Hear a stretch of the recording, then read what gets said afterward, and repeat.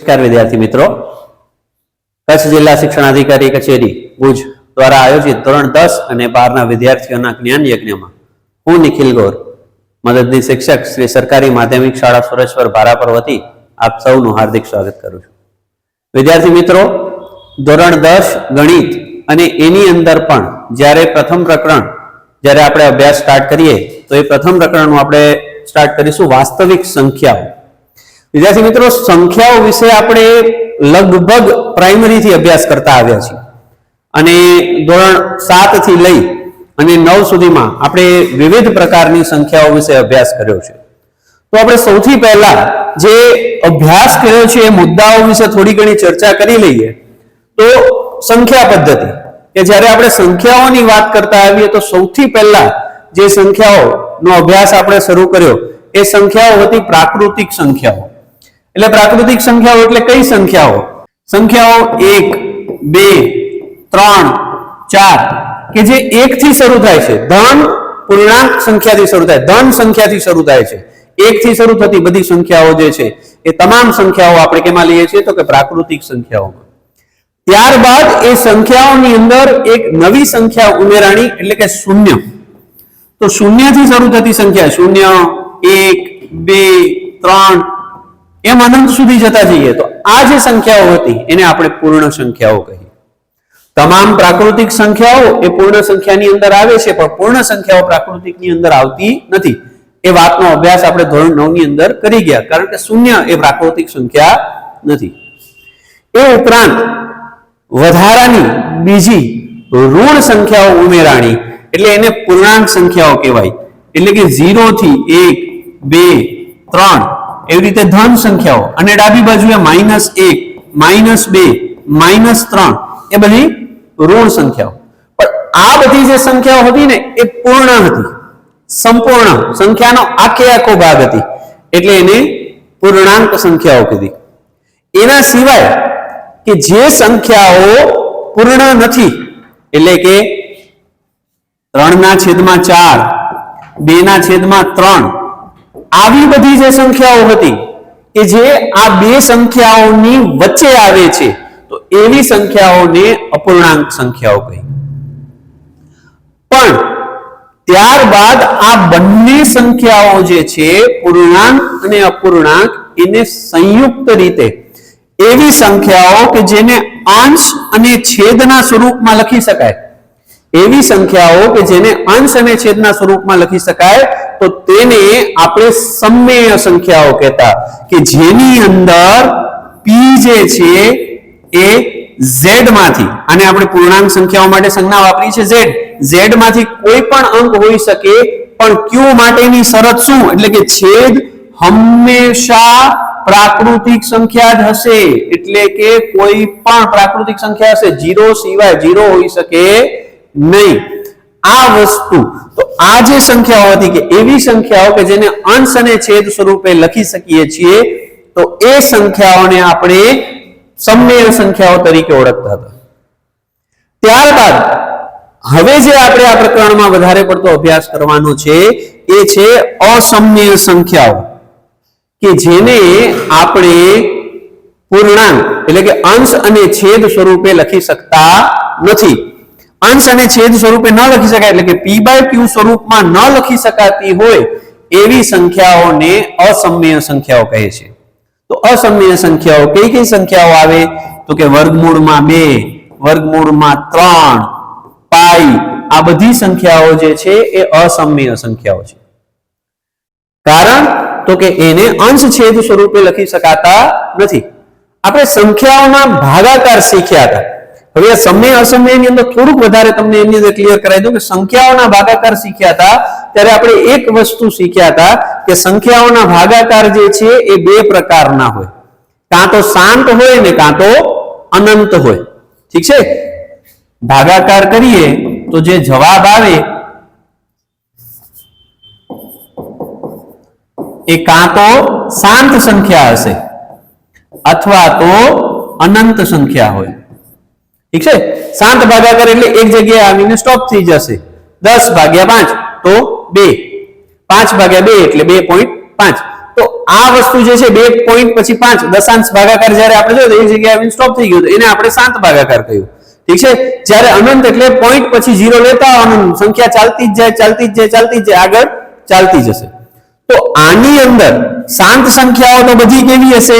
સમય જ હોય, પણ જ્યારે અનંત સંખ્યાઓની અંદર બે પ્રકારની સંખ્યાઓ મળે, એક આવૃત અને બીજી અનાવૃત।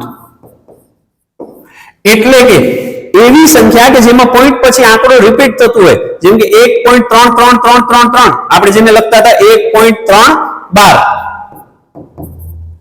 તો આ ત્રણ આંકડો રિપીટ થાય છે, તો આ સંખ્યાને અનંત આવૃત સંખ્યા કહેવાય। તો અનંત આવૃત સંખ્યા પણ શેમાં આવશે? સમય સંખ્યામાં આવે છે। પરંતુ વિદ્યાર્થી મિત્રો, જે સંખ્યાઓ અનંત અનાવૃત છે એટલે કે એનો ભાગાકાર કરતા જાઓ તો આગળ ને આગળ સંખ્યા મળતી જ જશે, તો એ સંખ્યાને આપણે અસમય સંખ્યા કહીએ છીએ। તો એક પ્રશ્ન એ પણ થાય કે પાઈ કેમ અસમય સંખ્યા છે? પાઈ બરાબર તો આપણે 22/7 લઈએ છીએ। 22/7 આપણે આપણી અનુકૂળતા ખાતર લઈએ છીએ, 22/7 નથી। પાઈ શું છે? તો કે એનો જે પરિઘ છે, વર્તુળનો પરિઘ અને વ્યાસના ગુણોત્તર, ઠીક છે, એને પાઈ કહેવાય ને એનો ભાગાકાર અનંત સુધી ચાલ્યો જતો આવે છે, ક્યાંય પણ સ્ટોપ થતો નથી।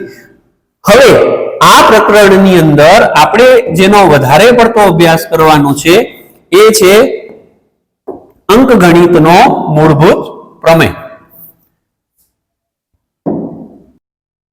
હવે આ પ્રકરણનો અન્ય મુદ્દો જે છે ત્યાંથી મેં સ્ટાર્ટ કરીએ, અંકગણિતનો મૂળભૂત પ્રમેય। તો અંકગણિતનો મૂળભૂત પ્રમેય શું કહે છે કે કોઈ પણ પ્રાકૃતિક સંખ્યાને તેના અવિભાજ્ય અવયવોના ગુણાકાર સ્વરૂપે લખી શકાય છે। તો પહેલા આ બે શબ્દો આપણે ક્લિયર કરવા પડે, અવિભાજ્ય એટલે શું અને અવયવ એટલે શું? વિદ્યાર્થી મિત્રો, આ અભ્યાસ તમે કરી જ આવ્યા છો, ફક્ત તમારા ક્લિયરન્સ માટે કહું છું। અવિભાજ્ય સંખ્યા એટલે એવી સંખ્યાઓ કે જેને અન્ય કોઈ પણ સંખ્યા વડે ભાગી ન શકાય, એ સંખ્યા પોતે અને એક, એના સિવાય કોઈ સંખ્યા વડે ન ભાગી શકાતી હોય। અને અવયવ એટલે કોઈ પણ સંખ્યા ધારો કે ભાગી શકાતી હોય તો જે સંખ્યાઓ વડે ભાગી શકીએ છીએ એને એના અવયવ કહે છે, ક્લિયર? હવે અવિભાજ્ય અવયવો એટલે ધારો કે હું લખું છું અહીંયા કને સંખ્યા લખું છું 2, તો 2 ને આપણે કઈ રીતે લખી શકીએ? તો એનો અવિભાજ્ય અવયવ એક જ આવે, 2 પોતે, 2 ગુણ્યા 1। કોઈક સંખ્યા લઈએ છીએ 4, તો 4 ને અવિભાજ્ય સંખ્યાઓ કઈ કઈ? તો કે 2 ગુણ્યા 2 સ્વરૂપે લખી શકીએ છીએ।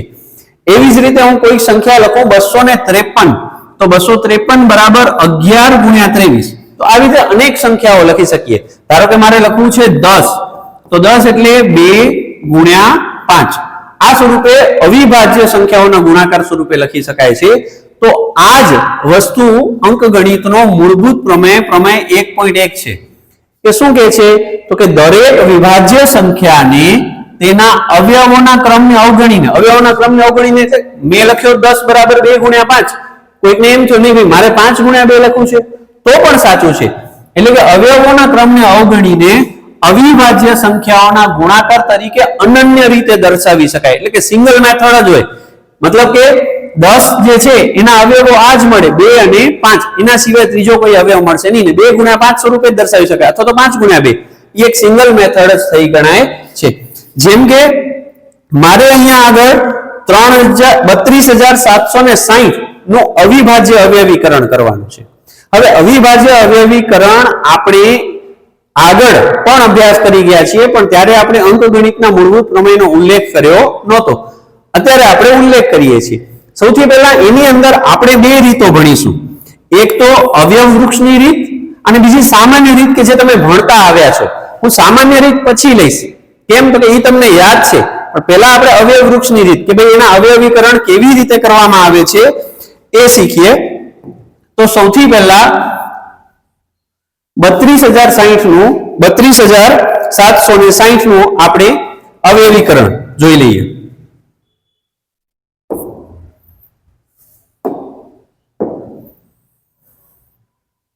સૌથી પહેલા 32,760, તો અવિભાજ્ય સંખ્યાઓમાં શરૂઆત કરવાની, ભાગાકાર કરતો જવાનું અને ચેક કરતો જવાનું। તો સૌથી પહેલા 2, પછી 3 વડે ચેક કરવાનો, પછી 5 વડે, પછી 7 વડે, પછી સીધો 11 વડે, એવી રીતે ચેક કરતું જવાનું, ભાગાકાર કરી અને સંખ્યા મેળવતી જવાની. સૌથી પહેલા 32,760 બે વડે વિભાજ્ય છે, તો હા વિભાજ્ય છે. કેવી રીતે? કેટલા દુ 32,760? તો આમ ભાગાકાર કરવાનો, 32,760 ભાગ્યા 2, 2 એકા 2, 1 2, 2 છક 12, પછી ઉતાર્યા 7, 2 તેરી 6, 1 6, 2 અઠા 16, અને આ મીંડો 16,380. તો 16,380. હવે 16,380 એને બે વડે ભાગી શકાય છે? તો કે હા. હવે હું આનામાં ડાયરેક્ટ કરું છું, 8,190, 81 90. હવે એને તમે બે વડે ભાગી શકો? તો કે હા. હજી પાછળ છે 0 છે ને, એટલે તો કેટલા આવશે? 8190 એટલે 4,095 આવશે. સોરી, 4,095. ઓકે.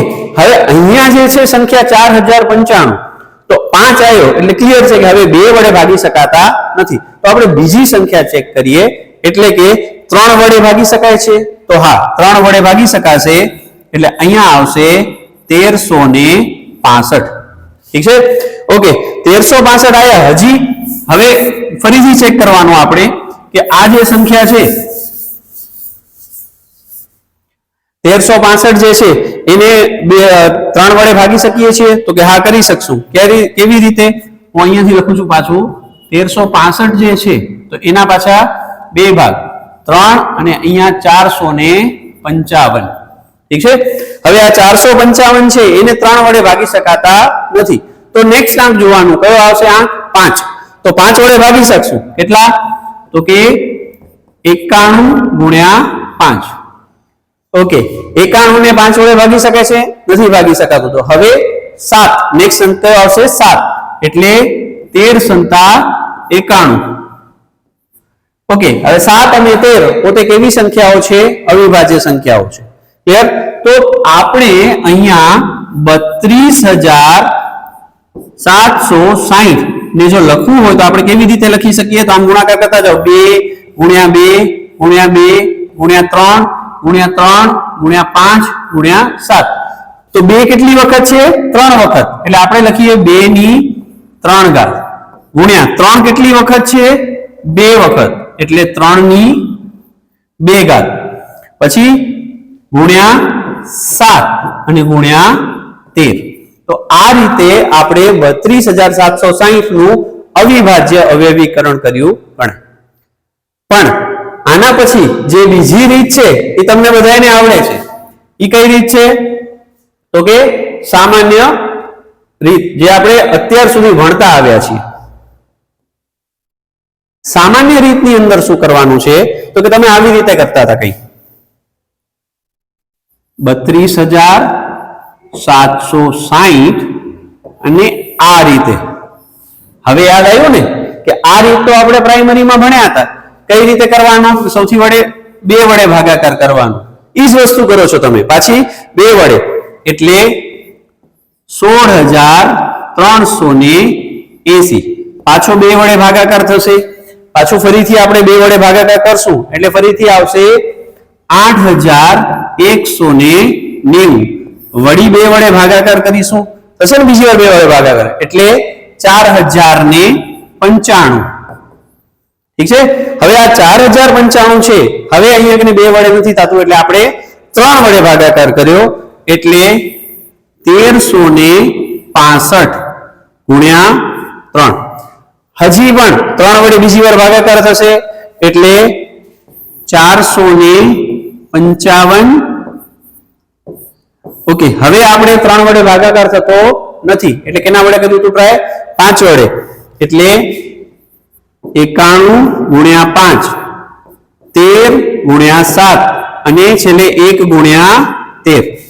સંખ્યાની જગ્યા નથી એટલે થોડું આવી રીતે લખ્યું છે. પાછું આ જ રીતે 32,760 બરાબર આ 3 એટલે 2 ની 3 ઘાત ગુણ્યા 3 ની 2 ઘાત ગુણ્યા 5 ગુણ્યા 7 ગુણ્યા 13. વિદ્યાર્થી મિત્રો, જ્યારે 1 માર્કની અંદર પૂછાયું હોય તો તમે બંનેમાંથી ગમે તે રીતે કરી શકો છો, પણ પરીક્ષાની અંદર ખાસ ઉલ્લેખ કરેલો હોય કે અવયવ વૃક્ષની રીતે, તો તમારે આગળની રીત જ કરવાની આવે છે. ક્લિયર? હવે અહીંયા આપણે આ વસ્તુ ક્લિયર કરીએ છીએ ને નેક્સ્ટ આનો ઉપયોગ આપણે ક્યાં કરીશું, ઠીક છે, એ જોવાનું છે. તો એનો ઉપયોગ આપણે કરવાનું આવશે લસા અને ગુસા શોધવા. પણ એનાથી પહેલા આપણે ઉદાહરણ જોઈ લઈએ. ઉદાહરણ નંબર 1. ઉદાહરણ નંબર 1 શું કહે છે કે કોઈક ધન પૂર્ણાંક n માટે 4 ની n ઘાત, અહીંયા કને 4 ની n ઘાત નો છેલ્લો અંક શૂન્ય હશે કે કેમ તે નક્કી કરો. હવે અહીંયા શું વિદ્યાર્થી મિત્રો, શું કહ્યું છે કે 4 ની n ઘાત, હવે 4 ની 1 ઘાત કરું તો 4 આવે, 4 ની 2 ઘાત કરું તો 16 આવે, 3 ઘાત કરું તો 64, એવી રીતે જે આવતું જાય. પણ એમાં એમ કીધું છે છેલ્લો અંક શૂન્ય આવશે કે એમ નક્કી કરો. તો દર વખતે શું હું આવડા બધા આંકડા સુધી ચેક કરીશ?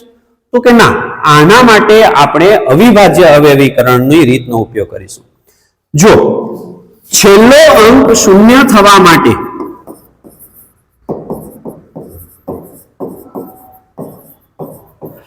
જે પણ સંખ્યા હશે એ 10 વડે ગુણિત હોવી જોઈએ. સંખ્યા 10 ના ગુણાકાર માં હોવી જોઈએ. એ તો પાકું જ છે. કેમ? તો કે 20 હશે તો 20 એટલે 2 ગુણ્યા 10, 30 હશે તો 3 ગુણ્યા 10, 40 હશે તો 4 ગુણ્યા 10, 400 હશે તો 40 ગુણ્યા 10, 10 તો આવશે જ એના ગુણાકારમાં. એનો મતલબ એમ કે એના અવિભાજ્ય અવયવીકરણમાં બે સંખ્યાઓ કમ્પલસરી હશે. 10 ના 2 અવયવ થાય. કયા કયા? એક 2 અને બીજો 5. જે માટે તેમાં 2 અને 5 અવયવ હોવા જરૂરી છે. જો હું તમને ઈઝી લેંગ્વેજમાં સમજાવું છું. હવે અહીંયા જુઓ, 4 ની n ઘાત નું અવયવીકરણ કરો તો 4 એટલે એને તમે લખી શકો 2 ગુણ્યા 2 ની n ઘાત. તો આ અવયવીકરણની અંદર ક્યાંય પણ 5 નથી આવતો. ઠીક છે? ઉપર 4 ની n ઘાત ના અવિભાજ્ય અવયવીકરણમાં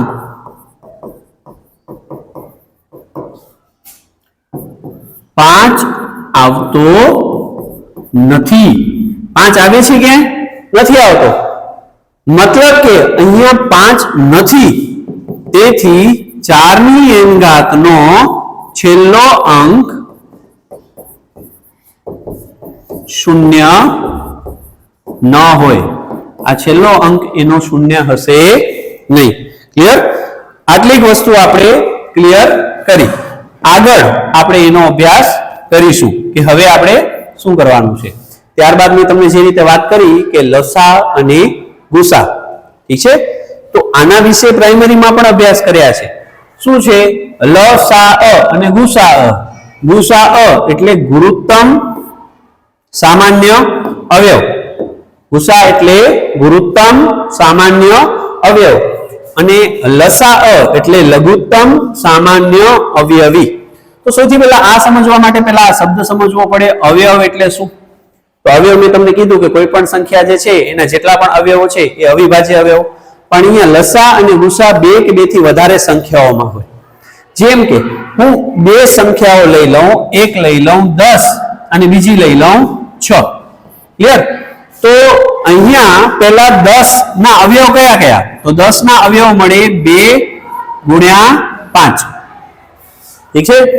6 ના અવયવ કયા કયા મળે? તો કે 2 ગુણ્યા 3. તો ગુસા એટલે કે આપેલી સંખ્યાઓમાં રહેલા સામાન્ય અવિભાજ્ય અવયવના નાનામાં નાના ઘાતાંક વાળા પદોનો ગુણાકાર. તો અહીંયા આગળ તો એક જ સામાન્ય છે. કોણ? તો કે 2. તો આનો ગુસા શું થશે? તો કે 2 આવશે. પણ લસા એટલે કે અવયવી, ઠીક છે, તો શું કહે છે કે આપેલી સંખ્યાઓમાં રહેલા તમામ અવિભાજ્ય અવયવના મહત્તમ ઘાતાંક વાળા પદોનો ગુણાકાર. અહીંયા મહત્તમ ઘાતાંક કેટલી છે? 1 1. તો પેલા 2 એક વખત આવશે એટલે ગુસાઅમાં 2 ગુણ્યા 5 ગુણ્યા 3 2 5 10 10 તેરી ને 30. ટૂંકમાં ગુસાઅ જે હશે એ સંખ્યા એવી સંખ્યા કે જેના પાડામાં આ બંને અંકો આવતા હોય, એટલે કે 2 ના પાડામાં 6 પણ આવે છે અને 2 ના પાડામાં 10 પણ આવે છે. અને લસાઅ એટલે એવી સંખ્યા કે જે બંને સંખ્યાઓના પાડામાં આવતી હોય, એટલે કે 10 છે તો 10 ના પાડામાં 30 આવે અને 6 ના પાડામાં પણ 30 આવે. લઘુત્તમ નાનામાં નાનો, અહીંયા ગુરુત્તમ મોટામાં મોટું. એ વસ્તુ ધ્યાનમાં રાખવાની. આગળ જોઈએ એના થોડા ઘણા ઉદાહરણો એટલે વધારે ક્લિયર થશે કે આપણને 96 અને 404 આ બે સંખ્યાઓ છે એનો ગુસાઅ અને લસાઅ શોધવાના છે. ક્લિયર? હવે ગુસાઅ અને લસાઅ મોટી સંખ્યાઓના શીખીએ તો એના માટે સૌથી પહેલા 96 ના અવિભાજ્ય અવયવ આપણને ખ્યાલ હોવો જોઈએ. તો અહીંયા આગળ આપણે શું કરીશું તો કે સૌથી પહેલા 96. હવે અવયવ વૃક્ષની રીતે પણ થાય અને સાદી રીતે પણ થાય.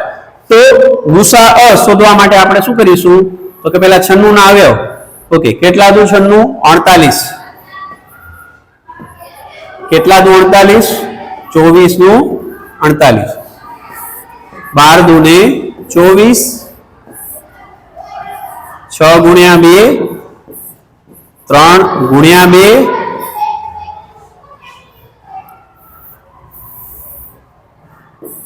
1 ગુણ્યા 3. તો 96 ના અવિભાજ્ય અવયવો આપણને શું મળશે તો કે 96 બરાબર કેટલી વખત 2 આવે છે? 1 2 3 4 અને 5. તો 2 ની 5 ઘાત ગુણ્યા 3. પછી આવ્યો 404. તો 202 ગુણ્યા 2. એના સિવાય બીજી કોઈ સંખ્યા આવે છે? નથી આવતી. હવે સીધો 101 ગુણ્યા 2. હવે 101 ને કોઈ સંખ્યા વડે ભાગી શકાતા નથી, એ પોતે અવિભાજ્ય સંખ્યા છે એટલે 1 ગુણ્યા 101. તો 404 ને આપણે લખી શકીએ 404 બરાબર 2 ની 2 ઘાત ગુણ્યા 101. હવે ગુસાઅ ની વ્યાખ્યા જુઓ. ગુસાઅ ની વ્યાખ્યા આપણે શું જોઈતી તો કે નાનામાં નાની ઘાતાંક હોય, બંનેમાં સામાન્ય હોય એનો ગુણાકાર. તો આનામાં જો બંનેમાં સામાન્ય છે એ સંખ્યા કઈ છે તો કે 2. એના સિવાય બીજી કોઈ સંખ્યા છે કે જે સામાન્ય છે? નથી. તો એકલી 2 જ આવશે. તો અહીંયા લખી શકીએ આપણે ગુસાઅ 404 અને 96 બરાબર 2 ની 2 ઘાત. એના સિવાય કોઈ સંખ્યા ધારો કે 3 સામાન્ય હોત તો લખવી પડત, અહીંયા છે નહીં એટલે એ લખતા નથી. તો 2 ની 2 ઘાત એટલે કેટલું આવ્યું? 4. પછી આપણે જોઈએ લસાઅ 404 અને 96. તો આની અંદર લસાઅની અંદર આપણે શું કરીએ? મોટામાં મોટી ઘાત લેવાની અને બાકીનો ગુણાકાર. તો જો અહીંયા આગળ 2 ની 2 ઘાત છે, અહીંયા 2 ની 5 ઘાત છે, તો મોટી ઘાત કઈ છે? 2 ની 5 ઘાત. તો 2 ની 5 ઘાત ગુણ્યા 3 એક જ વખત છે એટલે 3 ગુણ્યા 101. ઠીક છે? તો 2 ની 5 ઘાત ગુણ્યા 3 એટલે 96. 96 ગુણ્યા 101 એટલે જવાબ આવે 9696. હવે આ રીતે પણ થાય. આના સિવાય આગળની સ્લાઇડમાં આપણે એક સૂત્ર જોયો હતો કે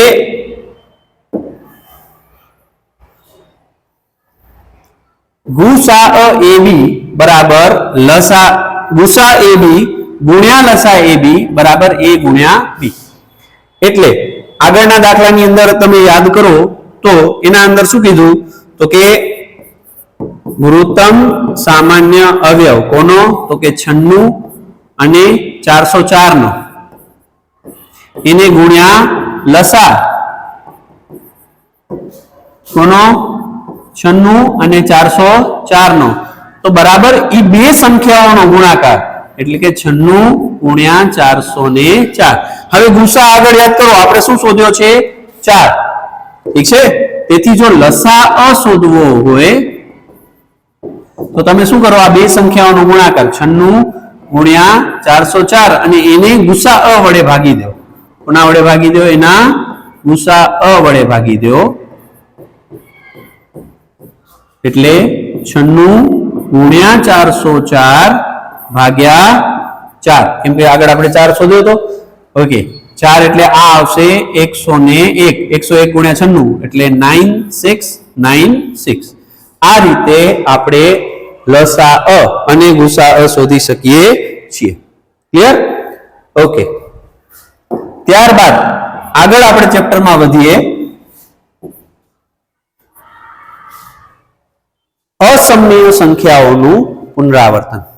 મેં તમને હમણાં જ કહ્યું, સમય સંખ્યા જ્યારે ચેપ્ટર સ્ટાર્ટ થતું હતું ત્યારે જ આપણે વાત કરી કે સમય સંખ્યાઓ કે જે શાંત છે, અસમય સંખ્યાઓ કે જે અનંત છે અને અનાવૃત છે.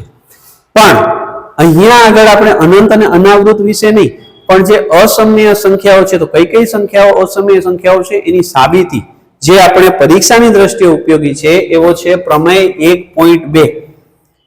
ઠીક છે, સોરી, પ્રમેય 1.3 પૂછાય છે આપણને. કે શું પૂછાય છે? તો કે વર્ગમૂળમાં 2 એ અસમય સંખ્યા છે એમ સાબિત કરો. તો આ વસ્તુ સમજતા પહેલા આપણે પ્રમેય 1.2 સમજવો પડે. શું કહે છે પ્રમેય 1.2? તો કે ધારો કે p એક અવિભાજ્ય સંખ્યા છે, કોઈ પણ અવિભાજ્ય સંખ્યા છે p. હવે ધન પૂર્ણાંક a માટે જો એનો વર્ગ જે છે એ p વડે વિભાજ્ય હોય, અગર a ના વર્ગને તમે p વડે ભાગી શકતા હો, નિશેષ વિભાજ્ય હોય એનો મતલબ એમ કે શેષ વધવી જોઈએ નહીં. જો નિશેષ ભાગી શકતા હો એનો મતલબ એમ કે a ને પણ તમે p વડે નિશેષ ભાગી શકો છો. આ વિધાન આપણે સ્વીકારી લેવાનું છે. ક્લિયર? આ વિધાન આપણે અહીંયા સ્વીકારી લઈશું. શું? તો કે કોઈ સંખ્યા p જે છે એ સંખ્યા જો એના વર્ગને વિભાજન કરતી હોય તો એ સંખ્યાનું પણ વિભાજન કરે છે. હવે આનો જ ઉપયોગ આપણે આનામાં કરવાનો છે. વર્ગમૂળ 2 એ અસમય સંખ્યા છે. હવે આની અંદર વર્ગમૂળ 2 લઈ લો, એની અંદર વર્ગમૂળ 3 લઈ લો, વર્ગમૂળ 7 લઈ લો, જે સંખ્યા મૂકવી એ મૂકી શકો. ખાલી એક ટ્રીક આવડવી જોઈએ. કઈ રીતે? તો એ જોઈએ.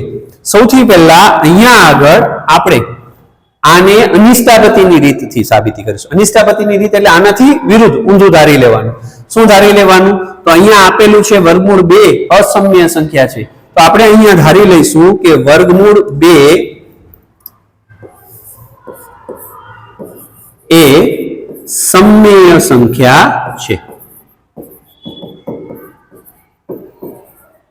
હવે જો સમય સંખ્યા હોય તો વર્ગમૂળ 2 ને આપણે a ના છેદમાં b સ્વરૂપે લખી શકીએ.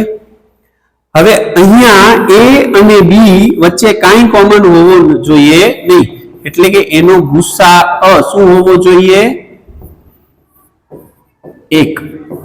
શું હોવો જોઈએ? 1 હોવો જોઈએ. આ આપણી પહેલી શરત.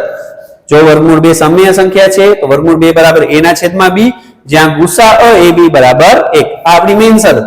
હવે જોજો શા માટે મેઇન કહું છું. b ને અહીંયા લઈ જાઓ એટલે વર્ગમૂળમાં 2 ગુણ્યા b બરાબર a. બંને બાજુ વર્ગ લેતા, બંને બાજુ આપણે શું લઈ લઈએ? વર્ગ લઈ લઈએ. તો આપણને શું મળે? તો વર્ગમૂળ 2 નો વર્ગ 2, b એટલે b નો સ્ક્વેર બરાબર a સ્ક્વેર. આનો અર્થ શું થયો? તો કે a સ્ક્વેર જે છે એ 2 વડે વિભાજ્ય છે. આનો અર્થ શું થાય? તેથી a નો વર્ગ એ 2 વડે વિભાજ્ય છે. તો પ્રમેય જુઓ, પ્રમેય 1.2 શું કહે છે કે a નો વર્ગ એ p વડે વિભાજ્ય હોય તો a પણ p વડે વિભાજ્ય. તો અહીંયા કને a નો વર્ગ 2 વડે વિભાજ્ય છે, એનો મતલબ એમ કે a પણ 2 વડે વિભાજ્ય છે. અને વિભાજ્ય હોય એનો મતલબ એમ કે 2 ગુણ્યા કોઈક સંખ્યા c હશે. હવે અહીંયા બંને બાજુ વર્ગ લો ફરીથી, તેથી બંને બાજુ વર્ગ લેતા a નો વર્ગ બરાબર શું થાય 2 નો વર્ગ એટલે 4 c નો વર્ગ એટલે c સ્ક્વેર હવે આ a સ્ક્વેર બરાબર આપણી પાસે શું છે 2b સ્ક્વેર કિંમત મૂકો તેથી 2b સ્ક્વેર બરાબર 4 c નો વર્ગ 2 દુ ને 4 ઉડી જશે એટલે અહીંયા આગળ b નો વર્ગ બરાબર આપણને શું મળશે 2c સ્ક્વેર તો પાછો આમ જ આવ્યો એનો મતલબ એમ કે b નો વર્ગ એ કેટલા વડે 2 વડે વિભાજ્ય છે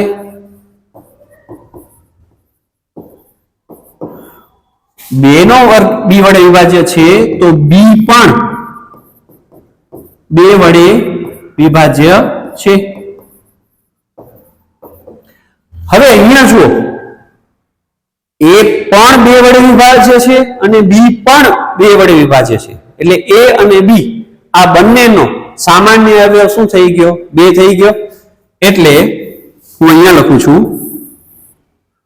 તેથી ગુસા અ ab બરાબર શું મળ્યો 2 અહીંયા શું ધાર્યું છે આપણે અહીંયા આપણે એમ ધાર્યું છે કે ગુસા અ ab બરાબર તો 1 છે મતલબ કે આપણી ધારણા ખોટી છે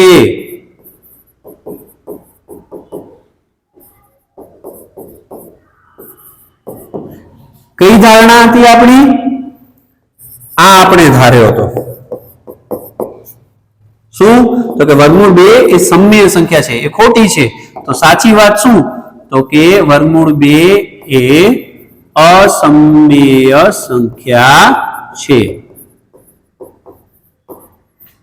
ક્લિયર આ રીતે તમે કોઈ પણ સંખ્યા વર્ગમૂળ 2 ને બદલે જો વર્ગમૂળ 3 મૂકો તો એ કરી શકો વર્ગમૂળ 7 મૂકો તો પણ કરી શકો છો જનરલ તમે કોઈ પણ સંખ્યા મૂકીને અવિભાજ્ય સંખ્યા માટે આ જ સાબિતી આવે છે માત્ર અહીંયા સંખ્યા બદલાય અને વર્ગ લેતા ગણતરીમાં થોડુંક ધ્યાન રાખવું પડે ક્લિયર અહીંયા સુધી પૂરું થાય છે ત્યારબાદ જે બે બાબતો બાકી છે એ લઈ લઈએ તો કે અસમમ્ય સંખ્યાઓ જે છે એની વચ્ચે સરવાળા બાદબાકી ગુણાકાર અને ભાગાકાર કરીએ તો શું મળે તો યાદ રાખવાનું સમમ્ય સંખ્યા અને અસમમ્ય સંખ્યા એનો સરવાળો હંમેશા અસમમ્ય સંખ્યા મળે એટલે કે 2 વત્તા વર્ગમૂળમાં 3 કરીશ તો આ જે જવાબ હશે એ કેવો હશે અસમમ્ય જ હશે ક્લિયર એક સમમ્ય સંખ્યા અને અસમમ્ય સંખ્યા એની બાદબાકી એટલે કે અહીંયા ધારો કે 3 ઓછા વર્ગમૂળમાં 5 કરીશ તો એ પણ આપણને કેવો મળશે અસમમ્ય મળે છે ક્લિયર પછી ગુણાકાર તો 7 વર્ગમૂળમાં 2 એ પણ કેવો મળ્યો અસમમ્ય મળે છે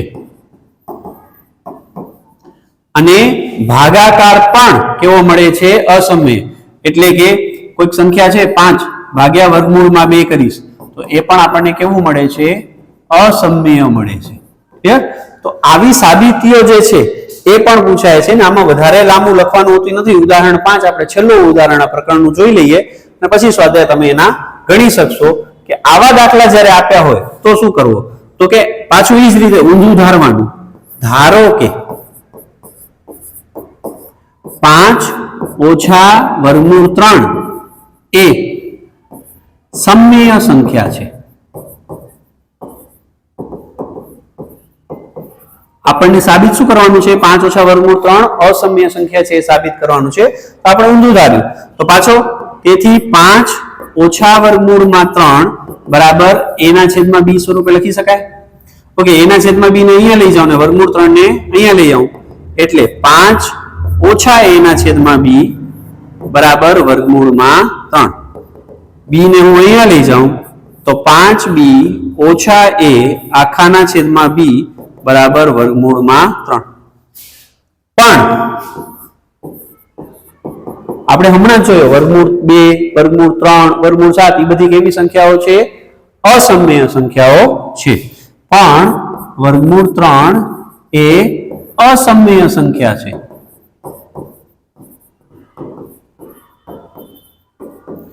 આખી સાબિતી આપવાની હવે જરૂર નથી, આપણે ઓલરેડી એક થિયરમ સાબિત કરી ચૂક્યા છીએ. તો આ અસમમીય સંખ્યા છે, તેથી 5 ઓછા વર્ગમૂળ 3 એ પણ અસમમીય સંખ્યા છે. અહીંયા લખવું પડે, તેથી આપણી ધારણા ખોટી છે. ક્લિયર? તેથી 5 ઓછા વર્ગમૂળ 3 એ પણ અસમમીય સંખ્યા મળે છે. તો આ રીતે વિદ્યાર્થી મિત્રો આપણે સમગ્ર પ્રકરણની અંદર આવા 2 થી 3 પ્રકારના જ દાખલાઓ પૂછાય છે કે જેને આપણે પરીક્ષાની અંદર ગણવાના હોય છે. અહીં આપણે આપણું આ પ્રકરણ પૂર્ણ કરીએ છીએ. કોઈ પણ તમારા ડાઉટ હોય તો તમે કમેન્ટ સેક્શનમાં લખી શકશો. એ પ્રશ્નોનો જવાબ અમે આપવાનો પ્રયત્ન કરીશું. Thank you.